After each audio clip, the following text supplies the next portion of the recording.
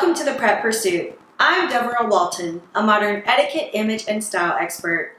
I own a consulting firm, The Poise Pursuit, where I serve busy professionals around the world helping to elevate their companies, careers, and lifestyles.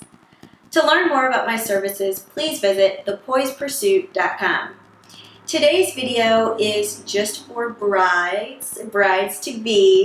This is a couple of different engagement party etiquette tips for you as you're preparing to celebrate your engagement. It's a very fun, exciting, special time, and I hope that you find this etiquette advice helpful. So brides, the first thing that I'd like to mention is that it's important that everyone you invite to your engagement party is also invited to the wedding.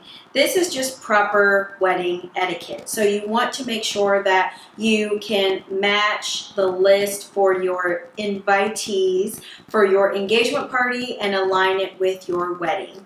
Certainly, you don't want to offend anyone by inviting them to the party, but not to the wedding. So you avoid that entirely by inviting them to both occasions. Did you happen to know that a lot of people are now commonly bringing gifts to your engagement party? That means you get lots of fun presents. So before you host your engagement party, it's really important to register for mid to lower priced items so that your guests have reasonable choices when they are looking at your registry before attending your engagement party. So I would recommend between maybe $50 and $200 would be like that price range where it's a really good sweet spot so that you are not overwhelming your guests with incredibly expensive items for your engagement party. Just be mindful of this, and I would say register, before you send out those invitations, because when you are sending out the invitations for your engagement party,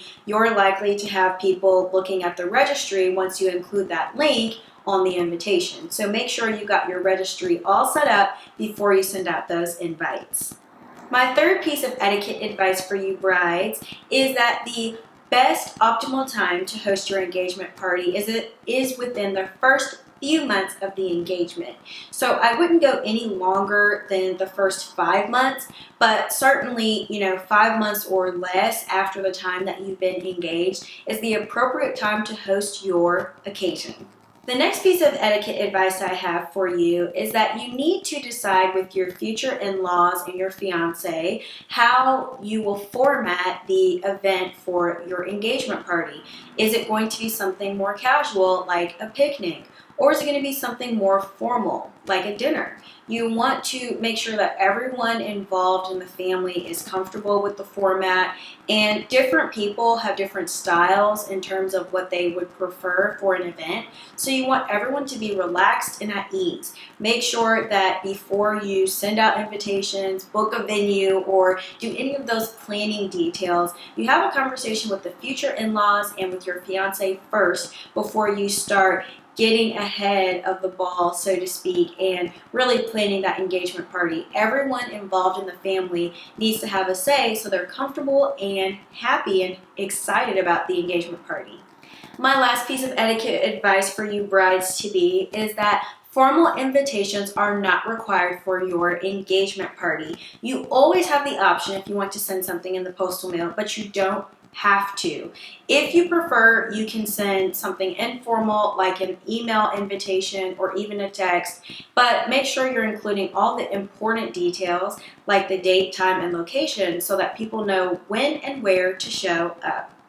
I know that you are excited for your wedding, and this is such a very happy time for you if you're engaged. So I hope that you found this engagement party etiquette advice helpful as you are planning to celebrate this exciting, momentous occasion.